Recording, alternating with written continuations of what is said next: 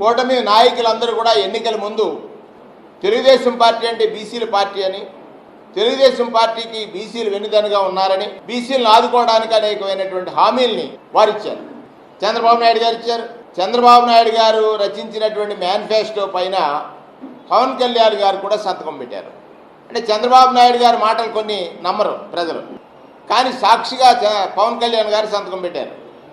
ఈ మేనిఫెస్టోని అమలు చేస్తాం అనేటువంటి మాట. ఆ సందర్భంలో పవన్ కళ్యాణ్ గారు ఏం చెప్పారు?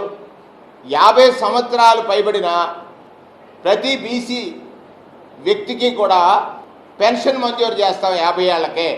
బీసీ కుటుంబాల్లో ఉన్న వ్యక్తులకు 50 సంవత్సరాల వయసు ఆడితే పెన్షన్ మంజూరు చేస్తూ ఉన్నారు. నేను వారికి గుర్తు చేస్తూ ఉన్నాను. చంద్రబాబు నాయుడు గారు పదే పదే మీరు గుర్తుంచుకోవాలి, మీరు గుర్తుంచుకోవాలి, మీరు గుర్తుంచుకోవాలని మాట్లాడతారు.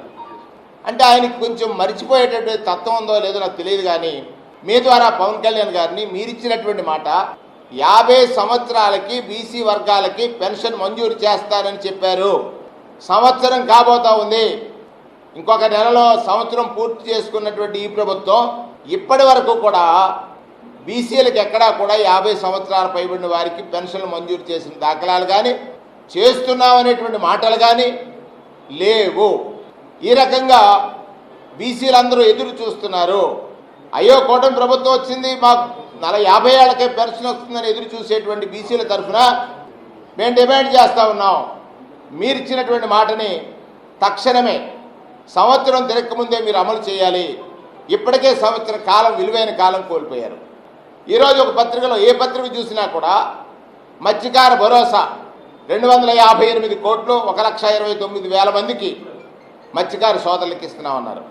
చాలా సంతోషం.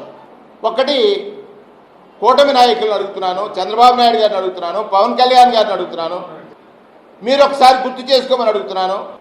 మీరు ఎన్నికల ముందు పెన్షన్దారుల దగ్గరికి వెళ్ళి 4,000 పెన్షన్ చేస్తామన్నారు. చేస్తామని చెప్పి గడిచిన ఇంకొక 3 మాసాలు అంటే మార్చి, ఏప్రిల్, మే 3 మాసాల పెన్షన్ కూడా, అంటే మీకు ఓటు కోసం ఎంత రాజకీయ ఎత్తుగడ వేశారంటే 3 మాసాల పెన్షన్, మార్చి, ఏప్రిల్, మే 3 మాసాల పెన్షన్ కల్పిస్తాం 7,000 రూపాయలు అని చెప్పారు. మత్స్యకారం చేసుకున్న పాపం ఏంటి? ఇవాళ మత్స్యకార భరోసా అనేటువంటిది ఆన్గోయింగ్ ప్రోగ్రాం. పెన్షన్ ఎలా ఆన్గోయింగ్ ప్రోగ్రామో పెంచిస్తారన్నారు, ఇచ్చారు. అలాగే మత్స్యకార భరోసా కూడా ఆన్గోయింగ్ ప్రోగ్రాం. ఆ సంవత్సరం ఆ మత్స్యకారుడికి ఆసరా దొరకాల్సిన ప్రోగ్రాం.